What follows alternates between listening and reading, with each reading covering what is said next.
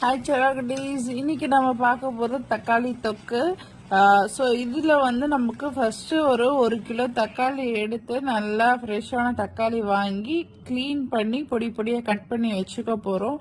So இதை cut பண்ணி ஒரு ஓரமாக வச்சுருங்க. அதுக்கு முன்னாடி நம்ம அது கரைச்சி செய்யாமல் புளியை வந்து நல்லா ட்ரை ரோஸ்ட் பண்ண போகிறோம்.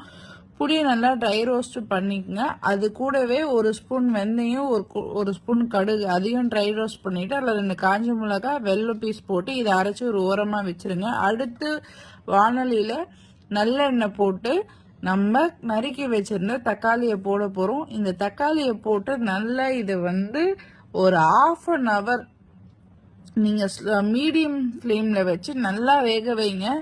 இது வந்து நல்லா வேகணும். நீங்கள் எவ்வளோ வேகுதோ அவ்வளோ வந்து உங்களுக்கு டேஸ்ட் நல்லா இருக்கும். தக்காளி ப்ளஸ் வந்து அந்த தோல் எதுவுமே தெரியாது. அதனால தான் குட்டி குட்டியாக நறுக்க சொல்கிறது, பெருசாக தெரியாது. இதை போட்டு நல்லா வதக்கிடுங்க. வதக்கிட்டு நீங்கள் அப்படியே மூடி வச்சு ஒரு 1/2 hour கழித்து திறந்து பார்த்தீங்கன்னா தக்காளி இப்படி இருக்கும்.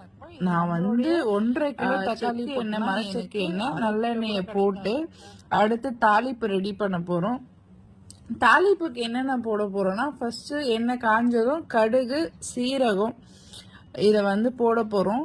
அடுத்து இது பொரிஞ்ச உடனே கருவேப்பிலை காய்ந்த மிளகாய் கிள்ளி போட்டு அது கூடவே கொஞ்சம் பூண்டு, ஓகேவா, அப்புறம் பெருங்காயம் இதை போட்டு ஃபஸ்ட்டு தாளித்து நீங்கள் இது பொரிஞ்சதும் அடுப்பை வந்து ஆஃப் பண்ணிடுங்க.